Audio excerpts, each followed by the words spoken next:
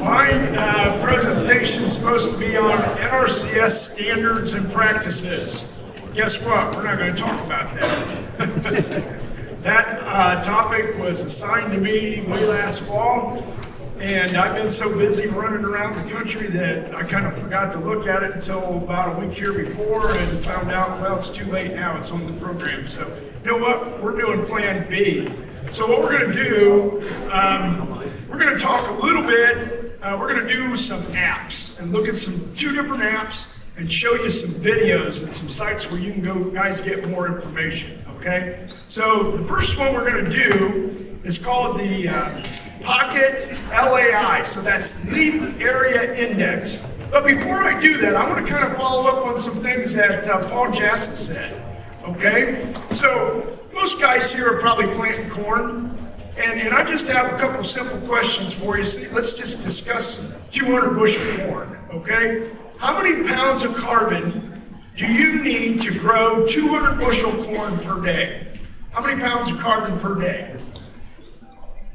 Yeah, that's a fun answer. You know, I didn't know the answer till about a year ago, and when I found out, I was just amazed, and all of a sudden, little light bulbs start going on. Do you realize you need about 500 pounds of carbon? Why don't we worry about it?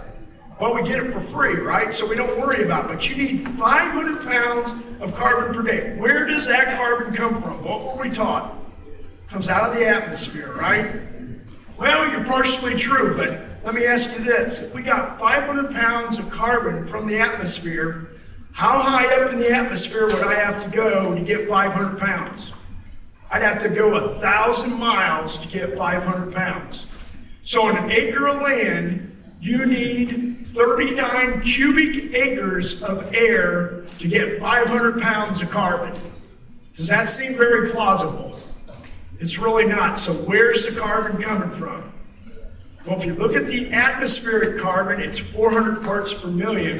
If you look at the carbon that's in the soil, it's 3,000 to 10,000 parts per million. So what's happening is the soil microbes are breaking down that carbon and they're releasing it. And if I am a corn plant and I got my leaves out like this, where are the stomata on your corn plant?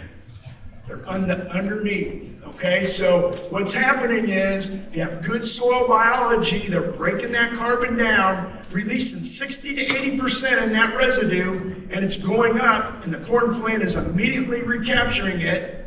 That's why you want to have a good canopy and reincorporating into the corn. Now let's think about something for a minute. What if I go out and I till that field in the fall? Okay, and I break open all these macro aggregates, and we know within the first 5 to 10 minutes, you're going to get this tremendous carbon burst, and it goes up into the atmosphere. You can't see it, you can't smell it, but it's occurring because we've measured it. What happens to that carbon? It goes way up into the atmosphere, the trade winds take it, and what's the biggest source of carbon in the world? Biggest sink for carbon in the world? The ocean. Does it do you any good? What have we lost in the last 50 to 100 years? 50, 60, 70%, maybe as much as 80% of our soil organic matter. The only way you're going to get that organic matter back is you got to get it through roots, root turnover. And that's where the cover crops are coming in. Conventional tillage will decrease your carbon. No-till will kind of maintain it, maybe build it just a little, but you don't really have any more roots. No-till with the cover crop's going to build it up. So one of the things we can do is we can use this Pocket LAI. Pocket, what it's called is a leaf area index. So what you do is you take your phone and it's got an app on it that you can put, and you got your cover crop out there. You kind of go across that cover crop like this, and then you go down the side, and it's going to estimate how much area and how much biomass you have. About 50% of your biomass is above ground, 50% is below ground. Now, we haven't done this. We'll see how this works. Let's just see once. Can you hear it? Let's just go through it and see if you can. Yeah, there we go. So you can put it on your phone. All you have to do is look up Pocket LAI, and there's an app on there that you can do that, okay? Hopefully that'll show it. It shows a little bit about what you're doing. That guy's talking, you aren't going to be able to hear him, but I'll explain what it's doing. But all it's doing is just estimating. You kind of go across the top and you go up and down there, and you can get an estimate. Come on, hurry up. They were going to show us how to do that on the, it's supposed to have been a picture on there. Maybe we grabbed the wrong one there. All right, you know what? You guys got an idea, we're going to go to the next one. So if you're interested, it's a free app. It's called Pocket LAI, capital LAI. That's Leaf Area Index. Now, the other thing you can do, if you're interested, is I got this little app. Of course, being the government, I work for the government. They give me a Apple 7 iPhone, and then they send me a Pro Scope for an Apple 6. So that really worked out well, believe me. And I didn't realize that until just the other day, but we can show you what it'll do. But what this is this is a little microscope that you can attach to your phone. So I have my little phone here, and on that, this don't quite fit, but you can put this on there, and there's a little microscope, okay? You can blow things up, and you can look at things in the soil. So why don't we run this? This is just a picture of what's going on. Most of the soil is got a lot of water in it, and we got all these little critters in there that you can't see with the naked eye. Okay, we got all these like nematodes. There's all these little things floating around. There's a whole bunch of these type of worms. I mean, it's like a freak show when you start looking at this stuff. Some of these things that are getting eaten, I mean, it's like the worst horror story you've ever seen when you start watching some of this stuff. I mean, it'd give you a nightmare, but you can see all these little things in there. There's little scorpions, and everything's eating something else, okay? And that's your nutrient recycling going on, okay? Some of them are dead, some of them are alive, but they're all being consumed by somebody. Somebody's doing something to somebody, okay? So it's kind of interesting. We're starting to take a look at this. What it's really interesting is when you can take a handful of soil from a bare field. And one of the problems we have right now is a lot of guys are using these neonicotinoids. And the neonicotinoids are the cruiser, the poncho, and the gaucho, okay? The problem with that stuff is it's on 95% of our seed. Is kind of old chemistry, but it's pretty much killing everything. It's killing all biological life. It's non-discriminatory. And again, I'm not saying you can't use a seed treatment, but if you have a wireworm, or you have a problem with that, why not put maybe a little bit more expensive, might cost you just a little bit more, but a little bit more selective insecticide. That way we're not killing all the life in the soil, okay? So again, here's just some of those pictures. There's a centipede, and I'm not quite sure if he's getting devoured or if they're just cleaning him. I haven't figured that out yet, but I know some of them little ones look like they're giving him a nice cleaning. Some of the ones up by his mouth, I don't know if he's trying to eat them or they're trying to eat him. I haven't quite figured that out, but it is amazing the life that we have in the soil, okay? So again, if you're interested in that, let me know. We're starting to buy a lot of these because these are really nice. We can do these at a field day. You can take this little video and you can look at it. I can put it on my phone and then I can transfer it to my computer. Now, I wasn't able to do this. This was all done actually out in California. The lady sent it from us. We've got 16 soil health specialists now that are working. And what's our job? What are we supposed to do? We're supposed to promote soil health and soil life. And we have 4 major principles that, and I'm going to just tell you what those are that we're promoting. First of all, do not disturb the soil. That's going to be a major thing. We're working these. This is the one thing I can tell you about the standards. We're trying to work all these things into the standards now. And it may take a year or 2 years. That's what we're doing. So first of all, do not disturb the soil. Second of all, increase your crop rotation. Have a diversity of plants out there. Why is that? Because the more diversity we have, the less problems we have with pests, okay? And the better our crop yields. 3, keep it covered with live plants, okay? A lot of different species of plants.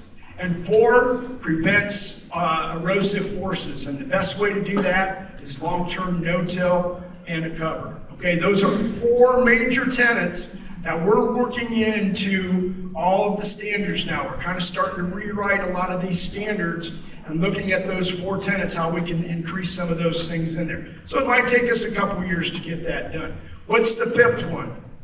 There's actually a 5th one, and that's basically try to incorporate livestock into the operations, because guys like Gabe Brown and guys out west, that really doing a lot of grazing. Question over here. How do you then, if I go to Route B? Yep. You're going to tell me to incorporate and inject that manure as fast as possible. How do I go back to the first standard you said? Yes. That's why I say we're revising some of that. It may take a little while and I can't say too much more about that. It's being discussed. What ends up, who knows, in 2 or 3 years? It's just being discussed. That's all I can tell you.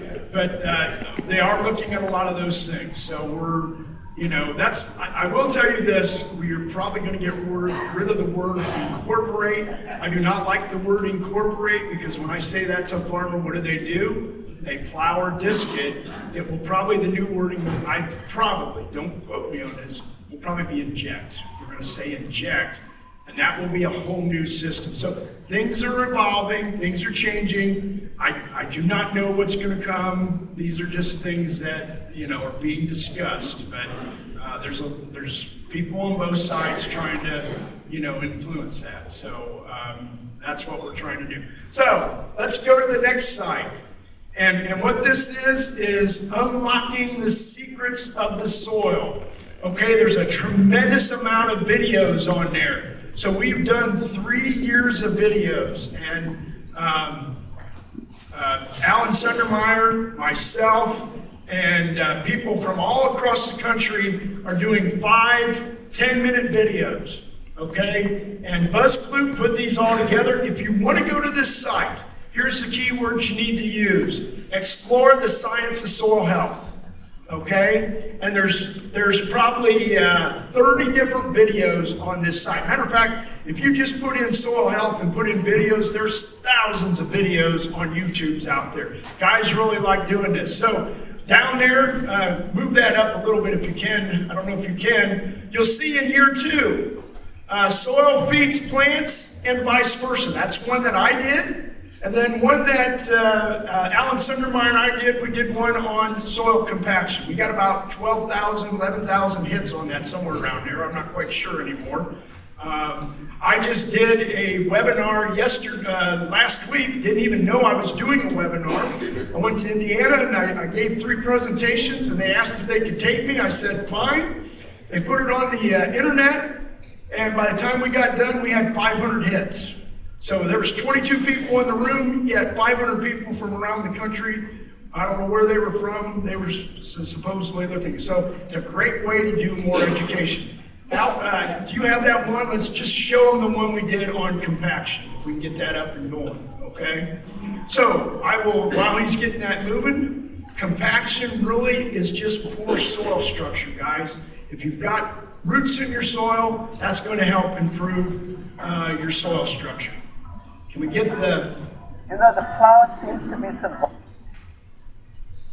of that can-do spirit that you find in America. So that was Buzz Clute, he's from Australia. So when you say that there may be better alternatives to tillage for compaction relief, that seems somehow pretty hard to hear. You guys hear that? Almost un-American. No, not very good. I met 2 guys from Ohio. All right, so this is, we went to Northwest. There's me digging in the soil with Alan.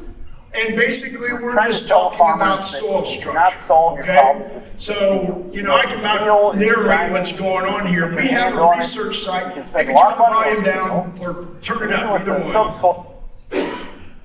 Can you guys hear that? It's reloading just a second. All right, so what we did is we've got a unique site there at Hoytville. It's all Hoytville clay.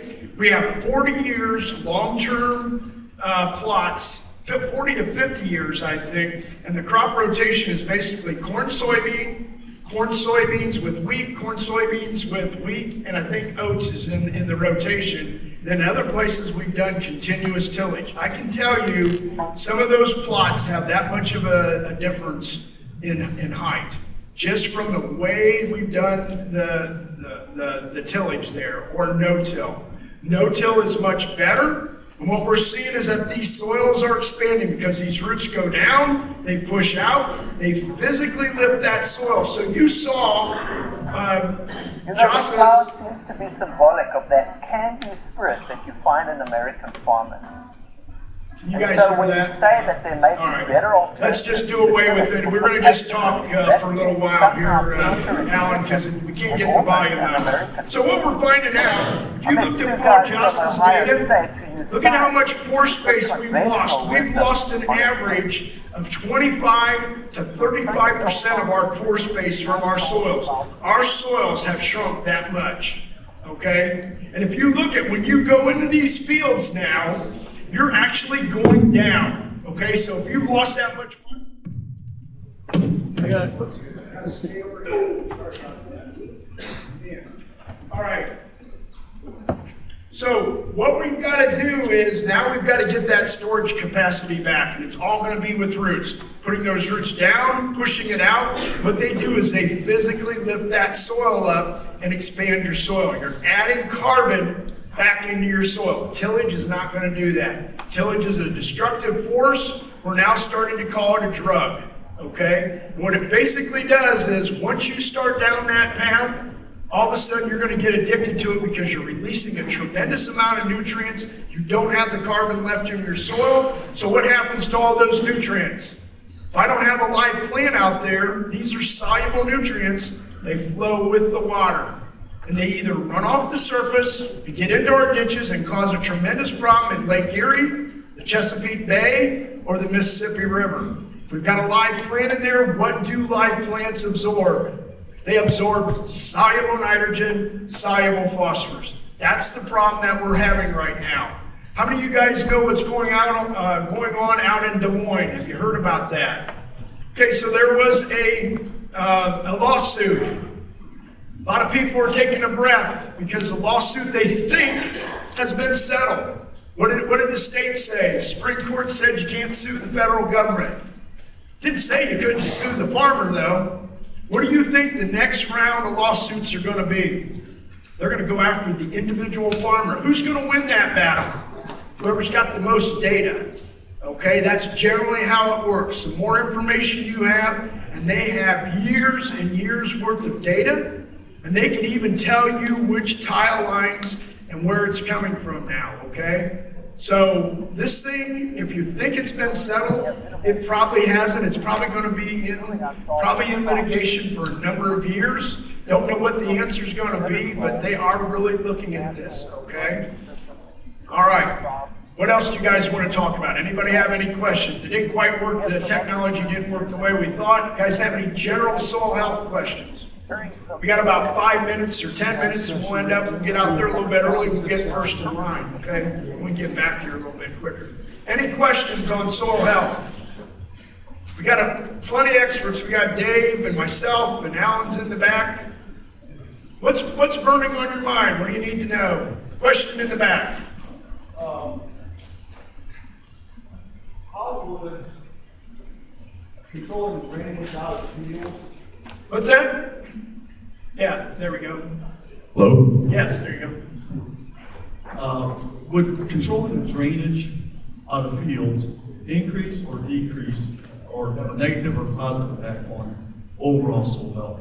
That's a good question, and I'm glad you brought that up because you brought something up that's been causing a little bit of issue. How many guys are getting roots in their tile lines? Anybody had roots in their tile lines? A lot of hands going up. Here's the thing that we found out from Purdue, okay, and from Ohio State. They did some research. Come to find out, when a lot of these tile lines were installed, it all goes back to the contractor. If I've got a 4-inch tile, okay, and it's at a grade, a 10th inch grade, okay, if I get a little bit of a hump in that, if I get a 2-inch hump, it's going to hold water back, okay? And a lot of times what's happened are roots won't grow through a vacuum, but they will grow to water. So if you've got a stoppage in there, they'll start to fill that tile with roots. Then pretty soon you'll get roots breaking off and they'll form a dam. And then pretty soon you've got a long string of tile that's going to have a lot of roots in it. So if you can keep your tile lines running and keep them clear and get it down to grade, you'll have a lot less problem. Where else do we find a problem? where you have springs. So if you've got a spring and a constant source of water, you're likely to have more roots. Where else?